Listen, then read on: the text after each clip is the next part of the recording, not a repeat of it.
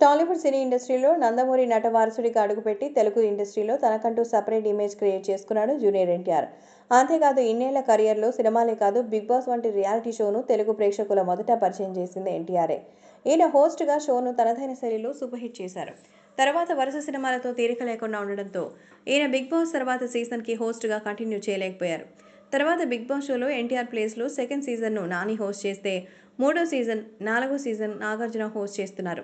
ఆ సంగతి పక్కన పెడితే ఇన్నేళ్ల కెరియర్లో 30 సినిమాలకు చేరువైన ఎన్టీఆర్ త్వరలో RRR సినిమాలో కొమరం భీమ్ పాత్రతో ప్రేక్షకుల్ని పలకరించనున్నారు. ఇక బిగ్ బాస్ షో కాకుండా తారక్ స్మాల్ స్క్రీన్పై ఒక సీరియల్లో కూడా చేశారు. చిన్నప్పుడు గుణశేఖర్ దర్శకత్వంలో అంతా చిన్నపిల్లలతో తెరకెక్కిన రామాయణం సినిమాలో ఎన్టీఆర్ బాలరాముడి పాత్రలో అలరించారు. ఆ సినిమా తర్వాత మళ్లీ చదువులో పడిపోయిన ఎన్టీఆర్ తర్వాత ఉషా కిరణ్ మూవీస్లో బ్యానర్లో తెరకెక్కిన నిన్ను చూడాలని సినిమాతో పూర్తి స్థాయి హీరోగా మారారు.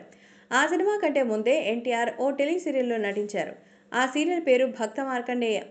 ఈ సీరియల్లో ఎన్టీఆర్ టైటిల్ రోల్లో భక్త మార్కండేయుడు పాత్రలో నటించారు. ఈ సీరియల్ అప్పట్లో ఈటీవీలో ప్రసారమైంది. హీరోగా తన సత్తా ఏంటో చూపించారు. ప్రస్తుతం ఎన్టీఆర్ రాజమౌళి దర్శకత్వంలో 4వ సారి RRR సినిమా చేస్తున్నారు. ఈ సినిమాతో పాటు త్రివిక్రమ్, కేజీఎఫ్ డైరెక్టర్ ప్రశాంత్ నీల్తో పాటు అట్లీ దర్శకత్వంలో వరుస సినిమాలు చేయడానికి ఓకే చెప్పాడు. ఇప్పటికే దసరా సందర్భంగా విడుదలైన కొమరం భీమ్ టీజర్కు ప్రశంసలతో పాటు అంతే స్థాయిలో విమర్శలు వస్తున్నాయి.